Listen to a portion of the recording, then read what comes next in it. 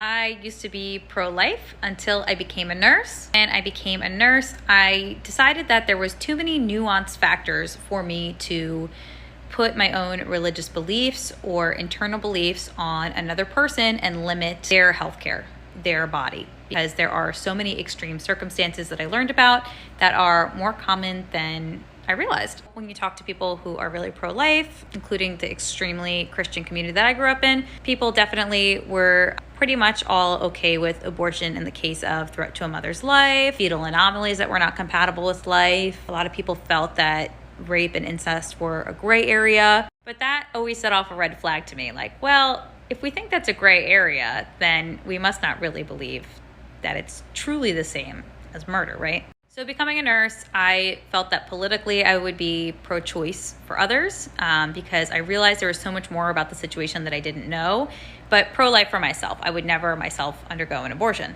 Well, that changed when I went to CRNA school. I trained in a place where we had a really large OB service and a really large women's health program. I would have OR days where I would give anesthesia for people undergoing abortions, primarily for fetal anomalies.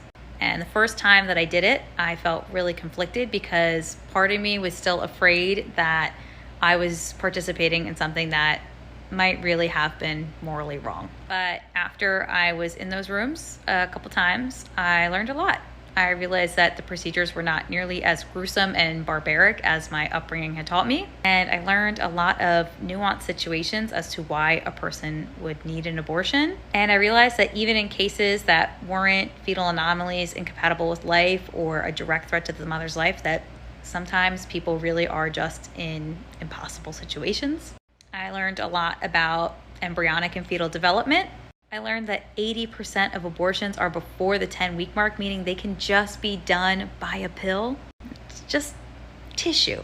And I learned that the latest research on fetal pain says that pain sensation doesn't really happen before the 24-week mark, which happens to line up with the compatibility for life mark, which is when we pretty much stop doing elective abortions anyway, except for, again, in really extreme cases. Since I've learned so much and seen it firsthand, I've completely changed my opinion.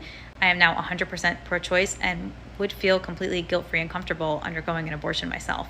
If you grew up the way I did, I encourage you to just think, if you wouldn't want someone to infringe on your religious beliefs, try not to put your religious beliefs on others either.